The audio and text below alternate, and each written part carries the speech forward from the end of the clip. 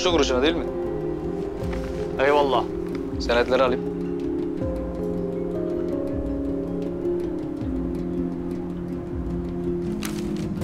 Ha bu arada. Eyvallahına eyvallah.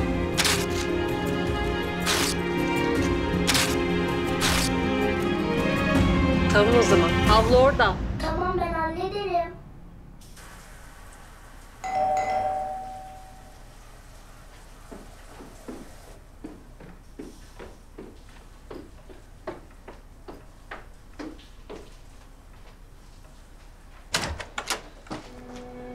Merhaba Suna. Senin ne işin var burada? Kendim için değil, Kerem için geldim. Ya onun adına çok endişeleniyorum Suna, biliyorsun. Bunca yıl sonra içeri davet etme nezaketini göstereceksin en azından, değil mi? Fazla kalmayacağım, merak etme.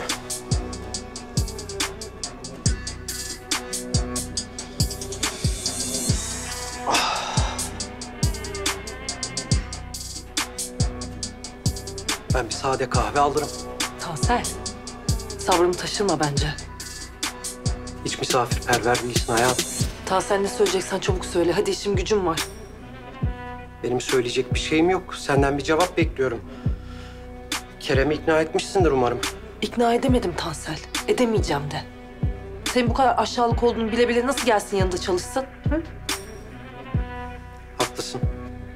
Ben de kendi kendime düşündüm ve bu teklifin aslında ne kadar saçma olduğunu anladım. Bu kadar hayati bir delili sadece Kerem'i geri almak için heba edemem. Bu silah daha fazlasını eder. Ne istiyorsun? Seni. Güzel espri. Bu kadar hayati bir konuyla dalga geçecek değilim hayatım. Aksine çok ciddiyim. Ama siz benim ne kadar ciddi olduğumu anlayamadınız bir türlü. Ben de bizzat göstermek istedim ne kadar ciddi olduğumu.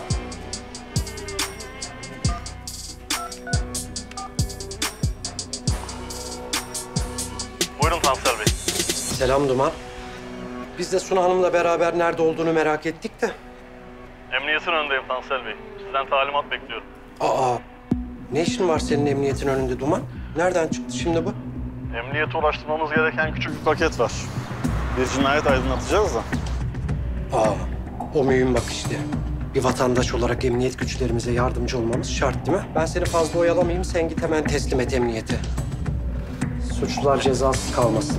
Tabii Tansel Bey. Hemen gidiyorum. Dur! Dur. Dur. Lütfen dur. Dur. Tansel dur. Tamam kahretsin Duman. dur. Duman bir saniye.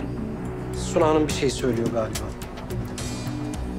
Kerem'i ikna edeceğim Allah'ın cezası. Ama bana biraz zaman ver. Sadece Kerem'i değil kendini de ikna et. Sana 48 saat mühlet. Asla. 48 saat dedim Suna. Eğer 1 saat geç kalırsan silah emniyete, Kerem de hapse gider.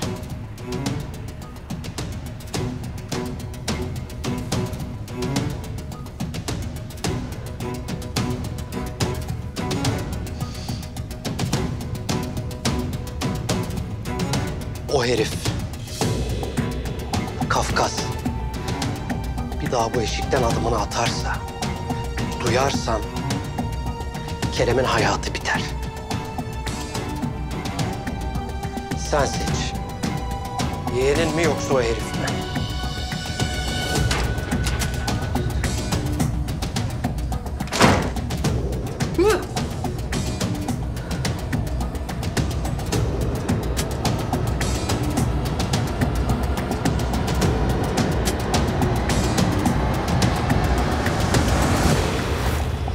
Baba!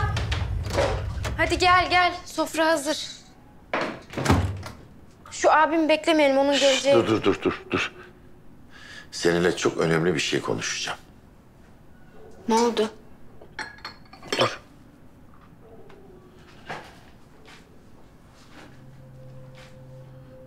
Neyle ilgili?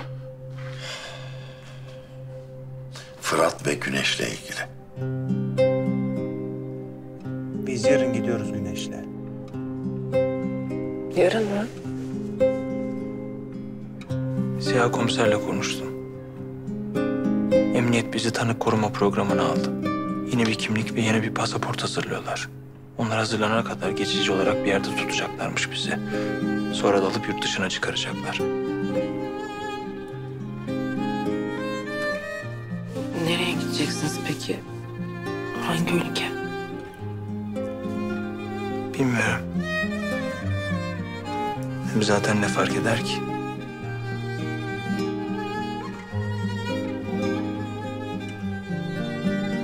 Son gecemiz yani. Son gecemiz. Ama vedalaşmak yok. Çünkü yarın Güneş alıp hastaneye geleceğiz. Orada vedalaşırız.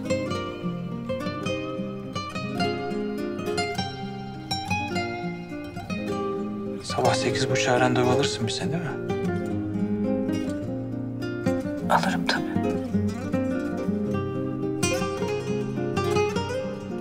Peki böyle apar topar gidişinizi Güneş'e nasıl açıklayacaksın?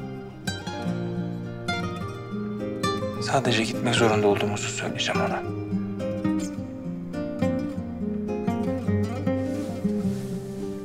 Çıkıp konuşayım.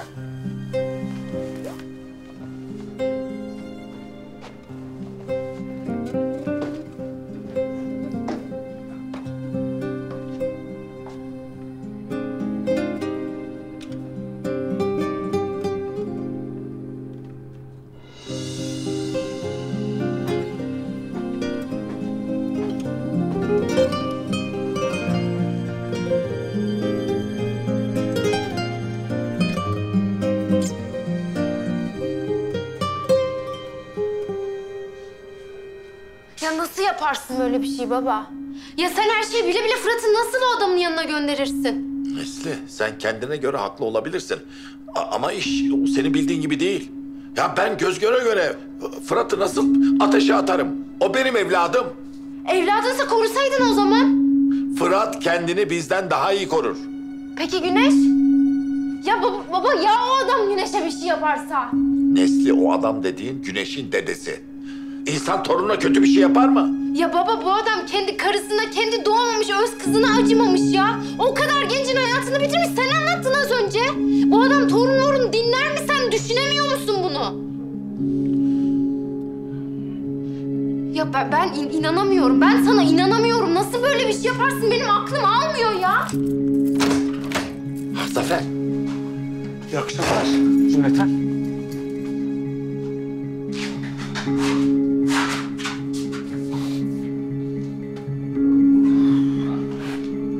Zafer, ne oldu, hallettin mi?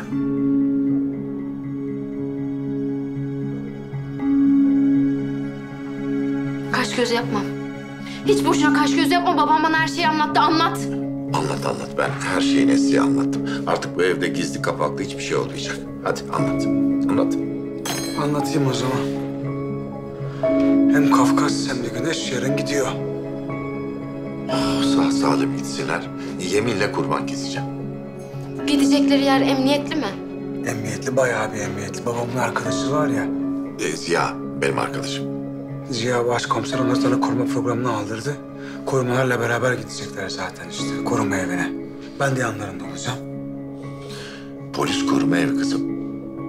İnşallah. İnşallah.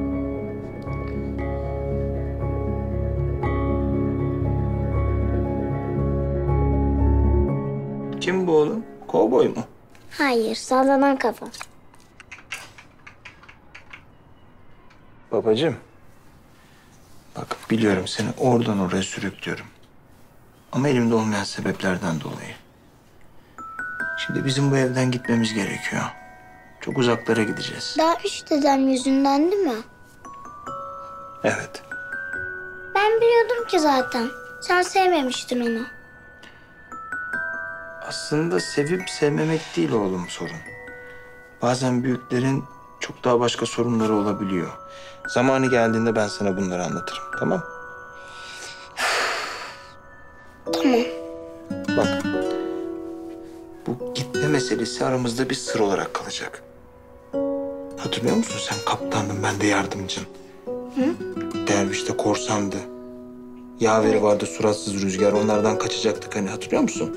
İşte şimdi onlardan kaçma vakti geldi. Bu aramızda büyük bir sır olarak kalacak kaptan, tamam mı? Tamam. Aferin.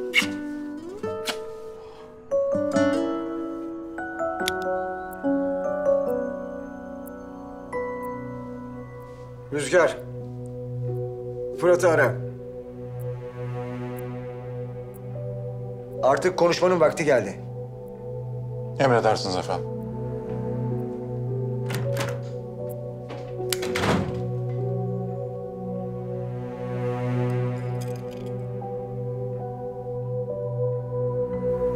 Nereye gideceğiz peki? Bilmiyorum. Ama güven bana. Gittiğimiz yerde çok mutlu olacağız. Söz veriyorum sana. Ben sana güveniyorum ki zaten. Hem biz birlikte çok mutlu oluruz.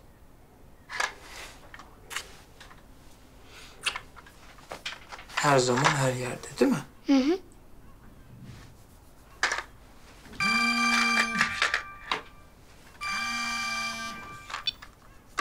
Efendim, Fırat Bey iyi akşamlar. iyi akşamlar Rüzgar Bey. Derviş Bey sizinle konuşmak istiyor. Peki, yarın kendisiyle görüşürüm. Derviş Bey hemen sizinle konuşmak istiyor Fırat Bey. Araba göndereceğiz. Yarım saate kadar gelecek. Tamam, ben yarım saat sonra oradayım, geliyorum. Fırat Bey, araba... Gerek yok. Ne oldu baba, kim aradı? Bir arkadaşım aradı oğlum. Şimdi benim çıkmam lazım. Sen oyuncaklarınla oynamaya devam et. Ben sen uyumadan gelirim, tamam mı? Tamam.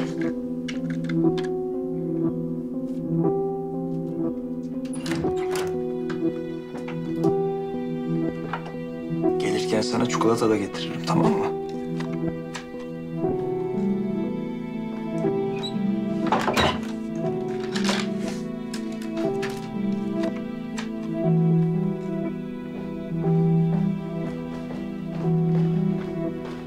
Ne oldu? Ne dedi Güneş? Akıllı çocuk. Anlayışla karşıladı beni. Benim çıkmam lazım. Daha yeni geldin. Nereye gidiyorsun? Aladağlı çağırdı. Çiftliğe gidiyorum. Fırat bak, ben o adama hiç güvenmiyorum. Ne olur bu saatte tek başına gitme. Ya kumpas falan kurduysa sana? Öyle bir şey değil. Ne konuşmak istediğini iyi biliyorum. Merak etme. 2 saate buradayım. Tamam. Dikkatli ol.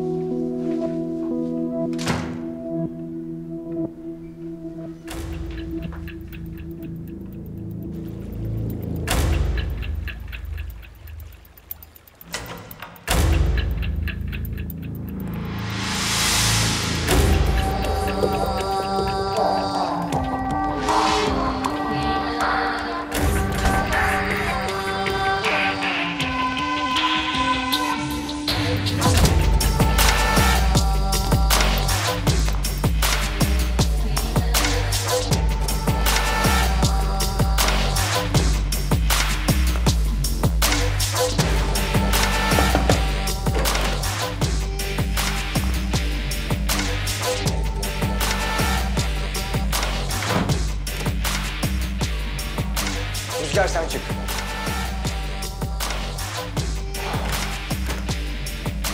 Fırat. Ben kimseye sana tanıdığım şansı tanımadım bu hayatta. Her şey güzellikle olsun istedim ama olmadı. Artık sabrım kalmadı. Güneş'i alacağım. Yasal ya da yasa dışı. Gücüm neye yetiyorsa. Ben torunumu alacağım. Bizimle olup olmayacağına sen karar verirsin. Derviş Bey. Sizin gücünüz neye yeter bilmiyorum ama söz konusu oğlumsa benim gücüm her şeye yeter. Ben sana bir imparatorluk veriyorum. Karşılığında da torunumu istiyorum. Kârlı bir anlaşma. Benim için tek bir kazanç var. O da oğlumun yanımda olması. Yani bizim yanımızdasın. Cevap olumlu. Güzel. Yarından itibaren sıkı bir şekilde Bakasis'in maçına hazırlan. Güneş bu akşam doktor hanımda kalabilir. Ama yarın mutlaka kahvaltıda görmek istiyorum. Güneş'i yarın sabah 8.30'da hastaneye götürmek zorundayım. Kötü bir şey yok değil mi? Yok hayır, rutin kontrolleri var. Bazı yapılması gereken tetkikler. Sen çalış. Ben Güneş'i doktora götürürüm. Güneş'i doktora ben götüreceğim. Her zaman yaptığım gibi.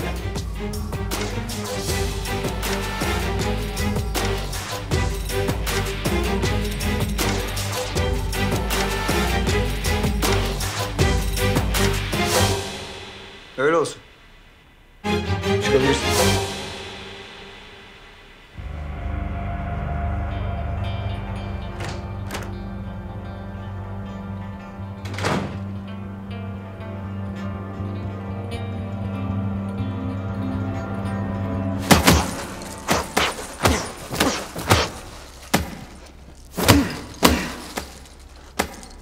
Fırat istersen biraz dinlen. 10 dakika sonra antrenman partnerin gelecek. Yalnız benim çıkmam lazım. 8.30'da çocuğu hastaneye götüreceğim. Bana kimse bir şey söylemedi. Derviş Bey'in haberi var ama. Tamam. Ben bir Rüzgar Bey'le konuşayım. Tamam.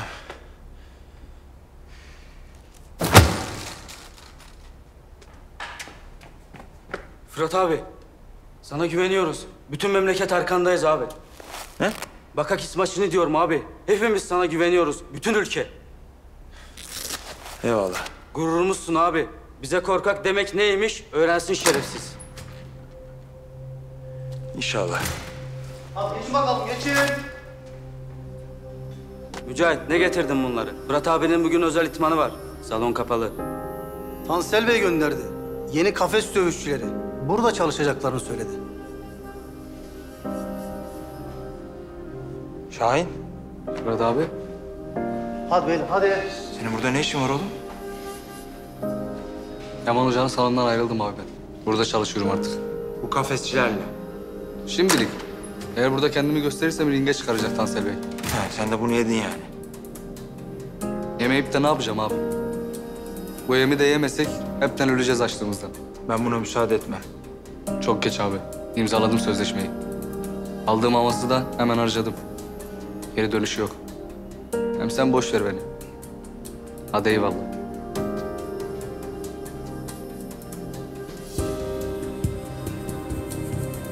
Sen hastaneye gidebilirsin Fırat. Ben Rüzgar Bey'le görüştüm. İtmana yarın devam edeceğiz, tamam? Tamam.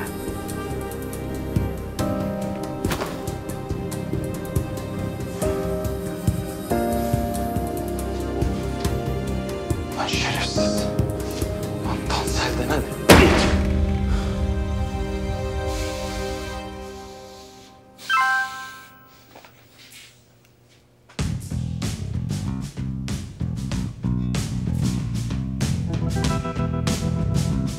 Ziya komiserin planı şu. Derviş sana kolaylıkla izin vermez biliyorsun. O yüzden ne yapacağız biz? Güneşi kullanacağız. Sunay'ı arayacaksın. Yarın sabah saat 8.30'da hastaneden randevu alacaksın. Yani kaçış hastaneden olacak. Derviş'ini tedbir elden bırakmayacaktır. Adamlarını yerleştirecektir hastaneye. O yüzden hastaneye faça vermemen lazım. Her şey doktor randevusu gibi kitabına uygun olacak. Merhaba. Oğlum Güneş Bölükbaşı. Sunu Özer'in hastası. Buyurun, Sun hocam sizi bekliyor.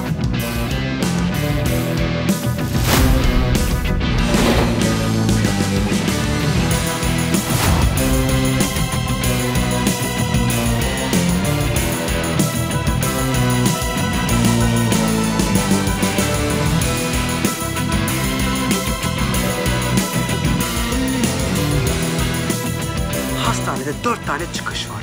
Ama 3 tehlikeli. Ben sizi morg çıkışında bekliyor olacağım. En sağlamı morg çıkışı. Oraya akıl edemezler. Randevu saat 8.30'da. Çok dikkat et. Adamlara kesinlikle faça vermemen şart. Yani işimizi yarım saate bitireceğiz. Beni sakın unutma olur mu Güneşciğim? Unutmam. Hem sen dememiş miydin insan sevdiğiyle bağlı olunca ayrılmaz diye? Evet, demiştim.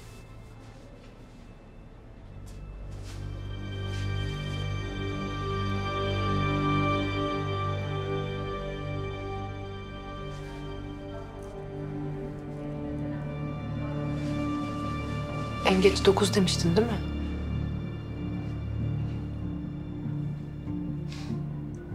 Zaman hiç bu kadar hızlı akmamıştı.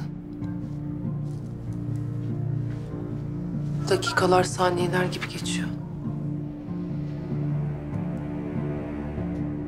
Oğlum, sen burada bizi bekle. Biz kapının önünde Suna ablanla bir şey konuşacağız, tamam mı?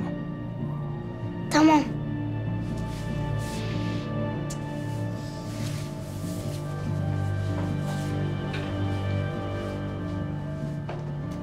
Uslu uslu dur burada, tamam mı? Ufak bir işimiz var. Tamam.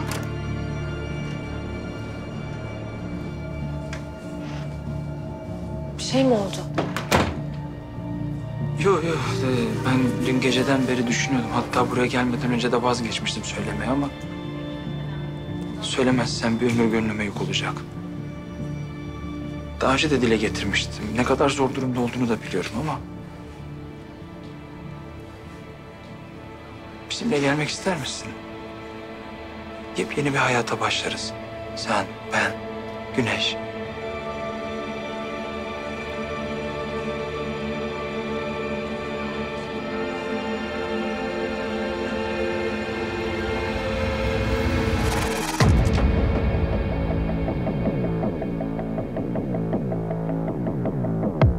Kardeşim nerede kaldınız? Enselenmeden çıkmamız lazım şuradan.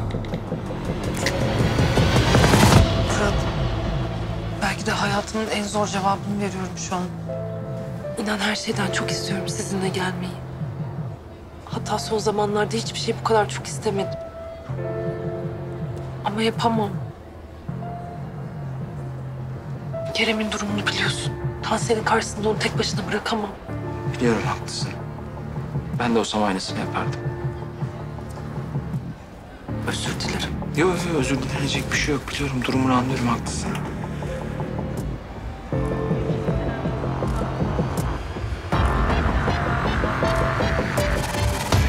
Allah kahretsin. Ne oldu? Dervişin adamlara.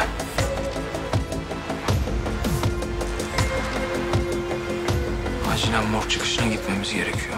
Belli ki bunlar ensemizde olacak. Tamam dur, panik yapma. Ben halledeceğim şimdi. Fırat Bey, bizim bir de Güneş'e ultrason çektirmemiz gerekiyor. Ultrason mu? Evet, sonuçlar çıkınca ilaç dozuna karar verebilirim. Of. Nerede peki? Aşağıda. Oğlum. Hadi oğlum, hadi gel bakalım. Bu taraftan. Hadi oğlum, hadi.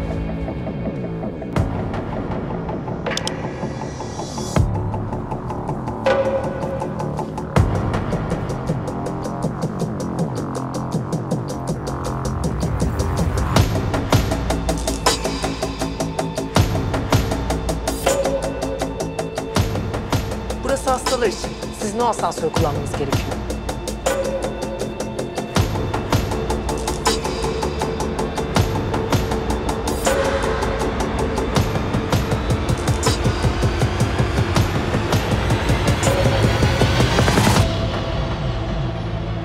Merak etme oğlum, işimiz çabuk bitecek. Döneceğiz çiftliğe, hadi.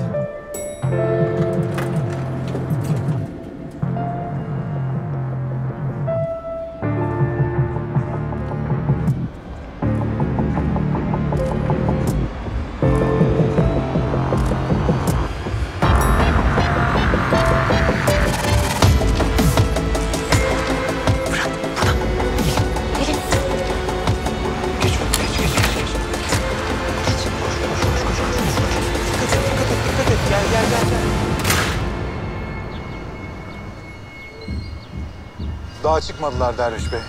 Adamları konumlandırdım. Her şey kontrolümüz altında, merak etmeyin. Gözünüzü dört açın. Fırat'ın ne yapacağı belli olmaz. Yanlış bir şey yapmasın. Yoksa hesabını senden sorarım Rüzgar. Anlaşıldı efendim.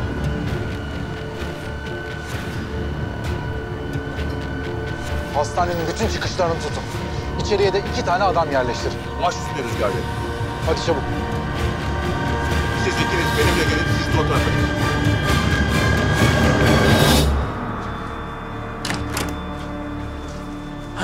Zafer! Neredesiniz kardeşim? Öldüm meraktan ya. Hadi Güneş, al sen. Güneş.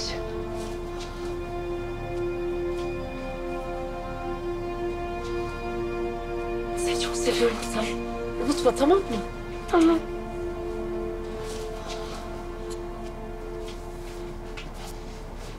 Esma abla bizi çok güzel yerlerden getirdi. Çok zevkliydi. Daha sen çok eğleneceksin, merak etme.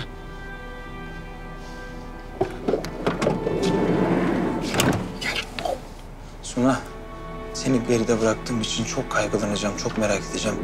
Ne olur benim için kendine iyi bak, tamam mı? Sen de Fırat. Ne olur dikkatli ol, olur mu? Lütfen. Benim için. Bak. Sen hayatımda eksik olan ne varsa tamamlamıştın. Ama şimdi gene yarım kalacağım. Eğer sen de istersen, bugün değil ama elbet bir gün gene tamam oluruz.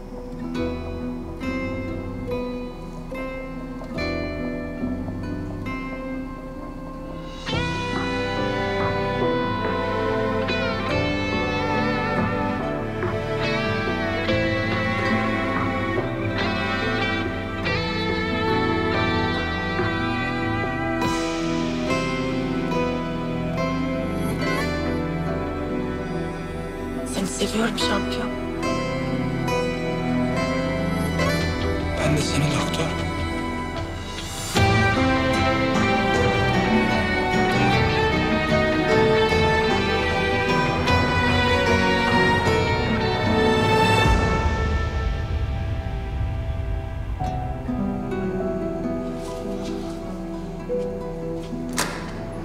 Kafkas acele et, çabuk çabuk. Hadi Suna, hadi seni görmesinler. Hadi beni merak etme, hadi.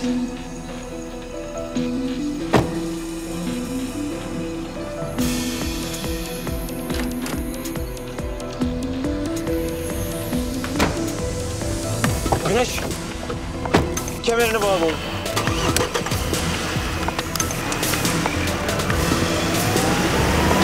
Kaçıyorlar, çıkışı tutun.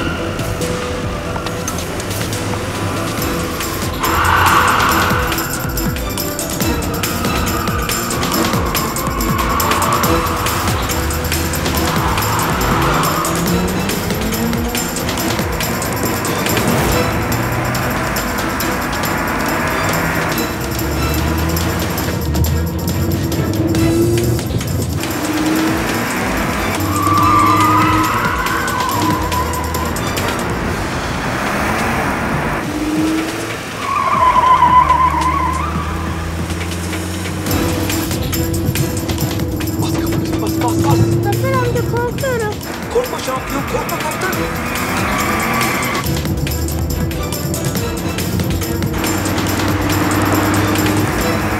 Bas gaza bas. Bas, bu arabayla daha hızlı gidemezler. Önlerine geçeceğiz, hadi.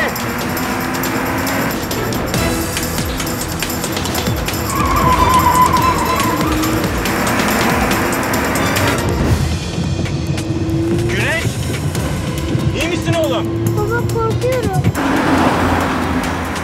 Korkma oğlum, korkma. Kapat gözlerini. Bak, macera tünelindeyiz, tamam mı? Arkamızda korsanlar var. Onlardan kaçıyoruz. Seni sağ salim gemiye ulaştırmamız lazım kaptan. Tamam mı? Kapat gözünü oğlum. Keyfini çıkar. Soldan geliyor, soldan yaklaştı.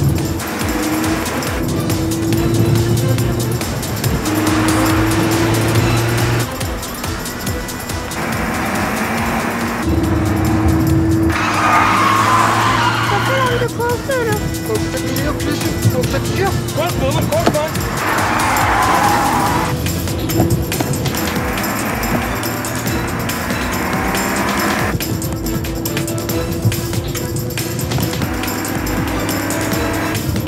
Sıkı tutunun.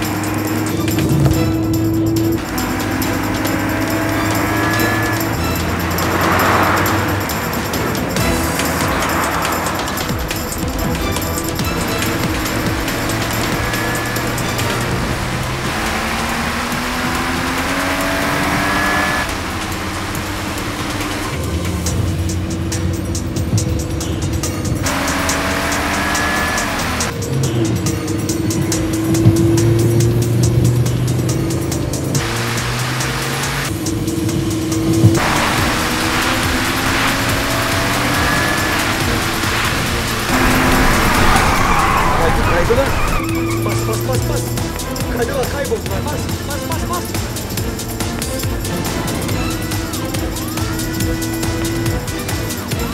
Arkada kaldılar. Geçtik, kayboldu.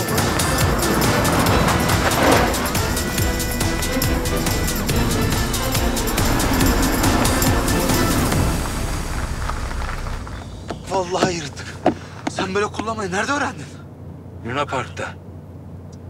Baba süperdi. Bir daha yapalım mı? Yok. Bugünlük bu kadar eğlence yeter. Lütfen yeter. Ama yani. Ne yani? Silah niye ne yani? Silah mı yani diyor ya. İyisin değil mi Güneş?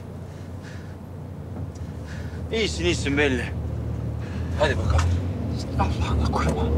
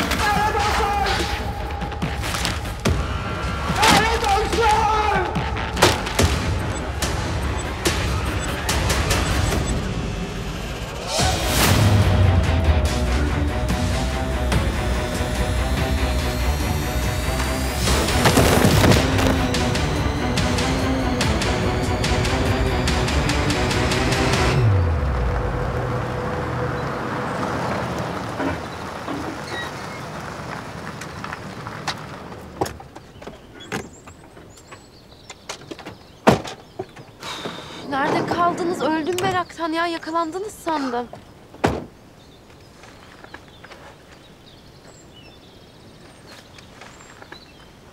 Macera tünelindeydik biz Neslihan abla. Korsanlar peşimizdeydi. Babam öyle bir döndürdü ki arabayı.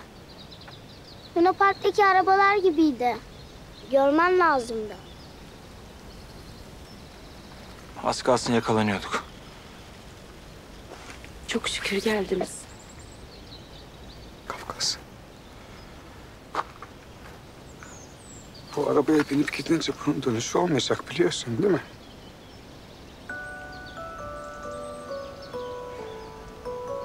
Biliyorum kardeşim. Ben ne yapacağım biliyor musun? Zaten Selvi'nin babası onu vermiyor. Kaçırıp yanına geleceğim. Ne yapacağım? Misafir kabul ediyor musun? Lafım olur oğlum. Başımın üstünde yerim var. Ölene kadar yani. Ölene kadar.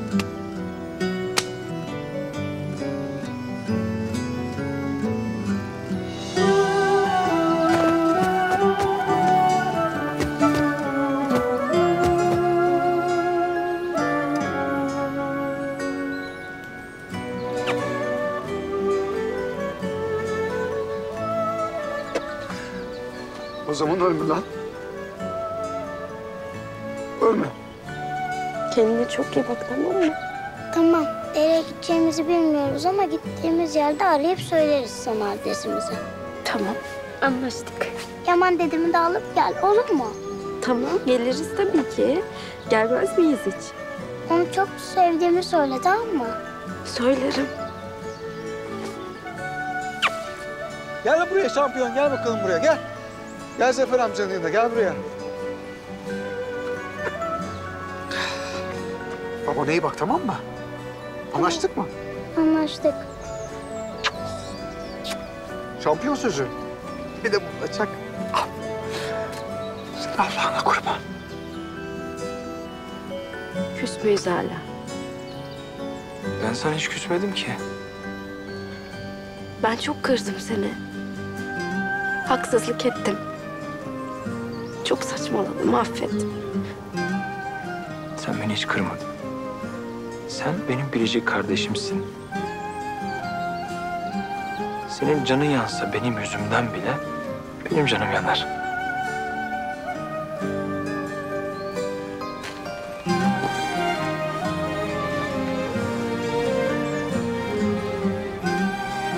Seni çok seviyorum Nesli, bunu unutma. Babam da burada.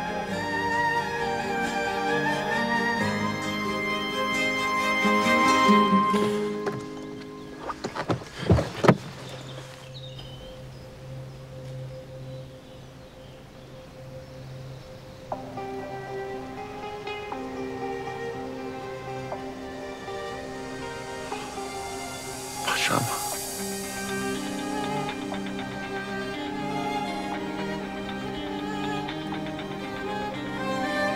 Güneş. Yürü oğlum.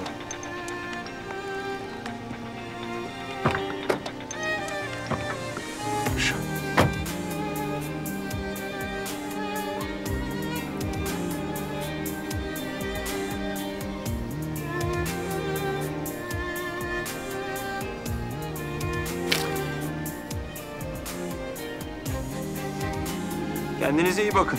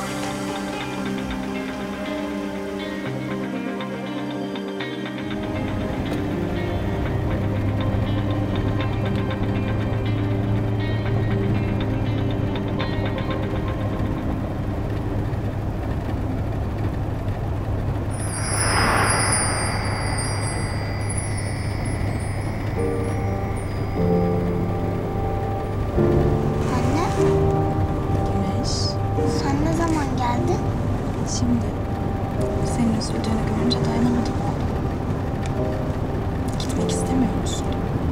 İstemiyorum. Bütün sevdiklerimden ayrılıyorum. Babam da maça çıkmayacak zaten. Herkes korktu sence o adamdan. Senin baban şampiyon Güneş. Şampiyonlarca hiçbir şeyden, hiç kimseden kaçmazlar. Biliyorum ama gitmek zorundaymışız. Mecburmuşuz. Keşke gitmeseydik. Benim tanıdığım baban seni asla kırmaz Güneş. Bence ona istediğini söylemelisin.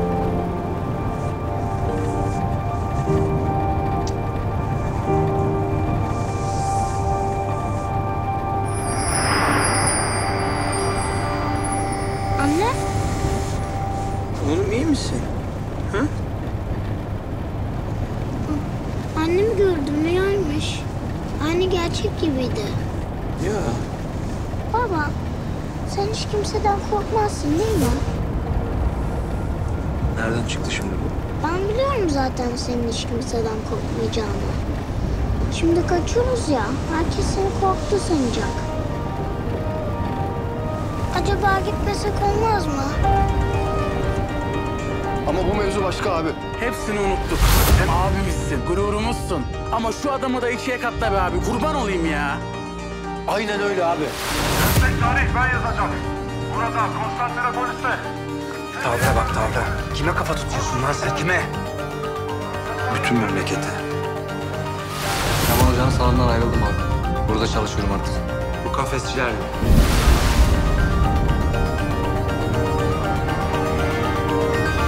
Öylece gittiler işte yani. Ha bir daha görüşür müyüz? Orasını da bilmiyorum. Artık Allah bilir. Elbet bir gün.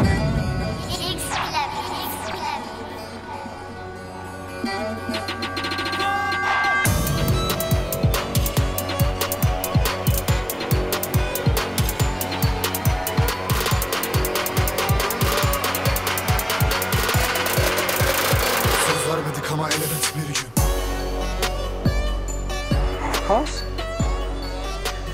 Yaman Günaltay'ın bir sözü vardır. Hiçbir yoldan üstsüz değildir. Ölüm dışında. Sen sorun mu çıktı? Niye nasıl döndün? Hayal falan mı görüyorum? Ne oldu ya? Biraz erteleyeceğiz kardeşim. Ringde baka kesir devirmeden rahat yok bize.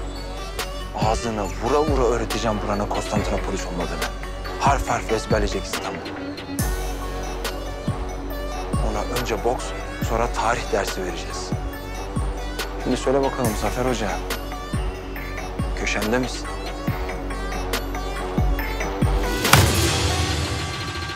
Ölene kadar.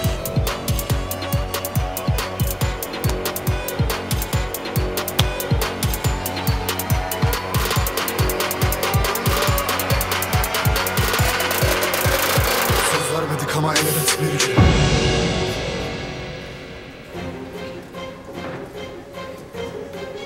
Hoş geldin şampiyon. Hoş geldin şampiyon. Hoş geldiniz. Hoş geldin şampiyon. Eyvallah. Otelimize hoş geldin şampiyon. Sana başarılar dilerim. Şampiyon, dağıt bunun çenesini. Bu ülke hakkında da, bu millet hakkında da konuşamazsın. Eyvallah. Ne oluyor lan? Kim ayarladı bunları? Vallahi sana ayarladı şampiyon. Ben sadece dedim ki Kafkas'ın basın toplantısına ihtiyacı var. Başka hiçbir şey yapmadım. Gerisini onlar ayarladılar.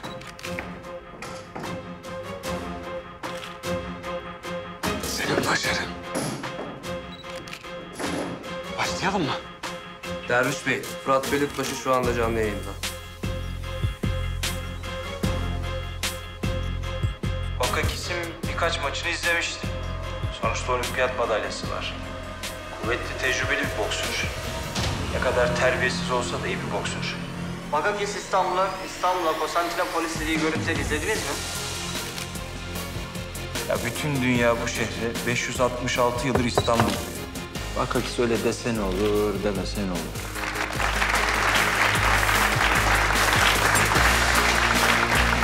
Bak, benim hassas olduğum konularda saygı beklerim. Ben kimsenin değerlerine laf etmem. Ama benim değerlerime ve değer verdiklerime de laf ettirmem. Dokundurtmam. Kim olursa olsun müsaade etmem. Canım pahasına olsa bile. Bakakis bugün sosyal medya hesabında sizin korktuğunuzu, maça çıkmayacağınızı yazmış. İşte buradayım, karşınızdayım. Kaçmadım bir yere. Korkmuyordum. Korkmadım. Korkmayacağım da. Bu maç sizin için WBC'ye giriş bileti gibi. Dünya şampiyonluğu var mı hayalinizde? İleride bir Türk boksörü şampiyonluk kemeriyle görebilecek miyiz? Neden olmasın? Çıkış parçamız belli. Elbet bir gün.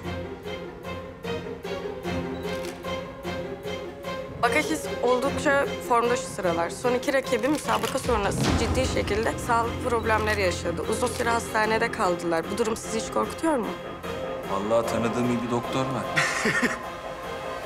İşinde bayağı başarılı. Düşersem kaldırır diye düşünüyorum. Teşekkür ederim arkadaşlar. Sağ olun geldiğiniz için. Sağ olun, var olun. Teşekkürler Fırat. Tekrar başarılı. Teşekkür ederim. Sağ olun. Sağ olun. Başarılar. Sağ olun. Sen ne düşünüyorsun ya? Bir şey mi oldu? Niye yüzün gülmüyor? Güneşi düşünüyorum ama. Güneşi düşünecek bir şey yok ki. Selvi'nin yanında bir sıkıntı falan da yok. Ya kadın içeride WBC dedi ya. Biraz yüzün gülsün. Oğlum onların ne söylediği değil. Bizim ne söylediğimiz önemli. Şampiyonluk falan diyorsun. Ne şampiyonu oğlum? Bu son maçım benim. Ama yani o zaman basın toplantısı niye yaptık? Benim mesajım Bakakis'e değildi. Dervişe'ydi. O da bu mesajı aldı, merak etme sen. Şimdi ne olacak peki? Aladağlı'yı ve kurduğu o kafes dünyasını yok edeceğiz kardeşim. Eline düşmüş bütün gençleri kurtaracağız. Başta da Şahin'i. Şahin ne alaka ya? Evet. Oğlum Şahin Tansel'in salonunda çalışmaya başlamış. Derviş'in gözü sürekli üstümde. Çocukla ilgilenemedim. Ne olur arkasında ol, tamam mı? Göz kulak ol çocuğa. Tamam, ben halledeceğim. Eyvallah. Benim şimdi çıkmam lazım. Sen nereye gidiyorsun? Derviş'in yanına mı? Çok daha önemli bir yere. Hadi konuşuruz.